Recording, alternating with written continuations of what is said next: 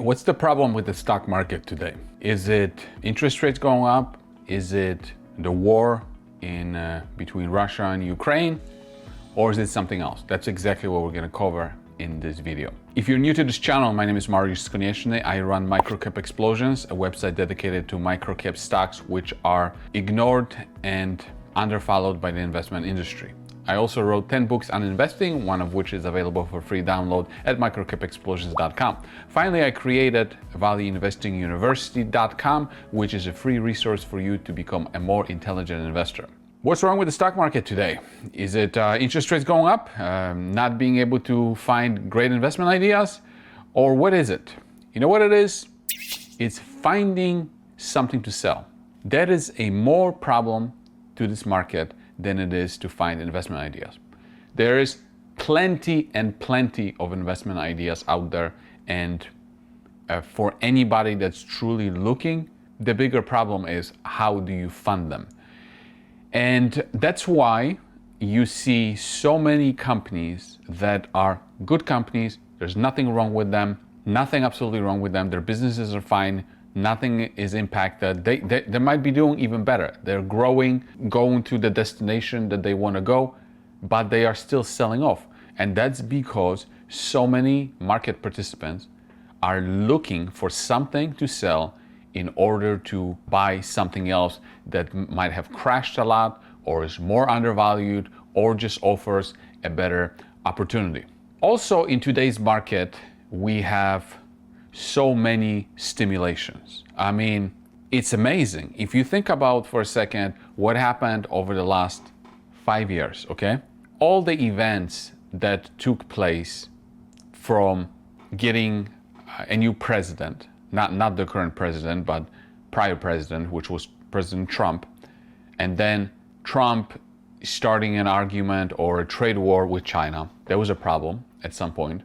Then, of course, the big one is COVID. I mean, think about this.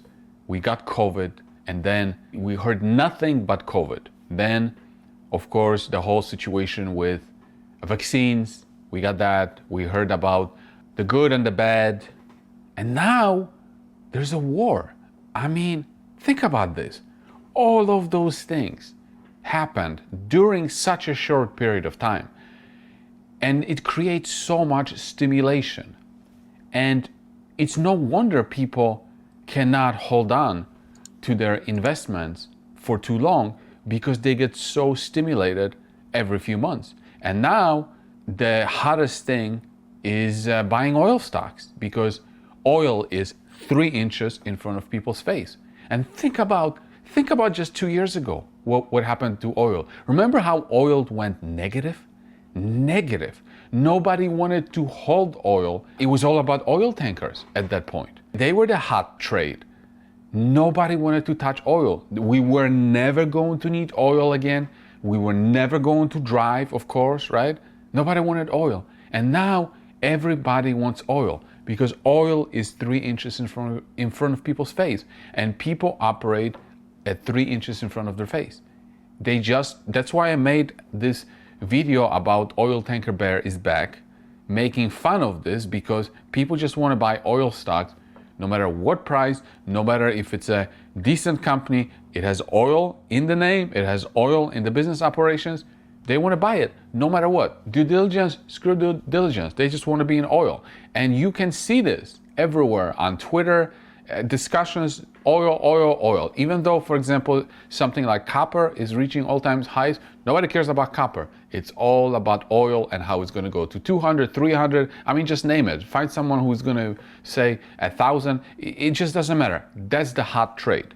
But I'm not here to say whether it's the right trade or wrong trade. I don't care.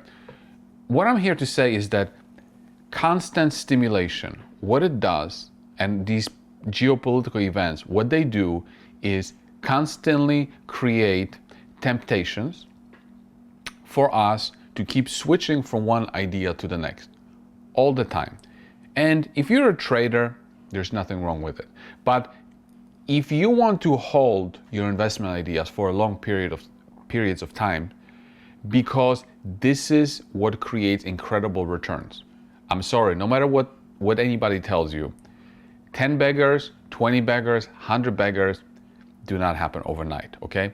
They do not happen over weeks. They do not happen over months most of the time. They take years. So in order for you to experience life-changing investment returns, you have to hold them for years. But how can you do it if you have so much stimulation all the time? I'm telling you, this oil trade in 6 months, it's going to be something else. 8 months before, it was, remember uranium? I mean, everybody was in uranium. I don't hear much about uranium. Now it's oil. What's going to be next? I don't know. But there's going to be something else that's going to grab people's attention. And then, so what do? You see, I try to be as disciplined as possible. And I have to say, in 2000, when the COVID hit, I should have been more disciplined. The shiny object of the oil tankers got my attention, and I did put some money into them, and I should not have done that because it took me a little bit away from the path that I was on. I mean, I'm glad I did that because we met through the oil tanker trade, but I listened to the crowd. I listened to what was hot, and that got me interested in the place. Now I am on a particular path, which is I have my Oracle, I have my Voxter, I have my Globex, and I have few other investments. I don't care what the oil crowd is doing. I'm not going to, what am I supposed to do? Sell Voxter to buy an oil stock? I mean, once I buy Voxter, I commit to my idea. I commit to it. I want to be in it for the 5-7 years, however long it takes for the development to play out. And in order for me to be successful, I have to fight the temptation, the constant temptation to switch around because something is hot, it's in the news, it's this or it's that. So that's how I am dealing with these things. I'm paying attention, I'm making videos about it, but I am not switching my portfolio because I want to hold on to my ideas for long periods of time. It might be different for you. So now you tell me, how are you dealing with this? Are you ignoring it? Are you jumping on the train? Are you taking advantage of this wave or an opportunity?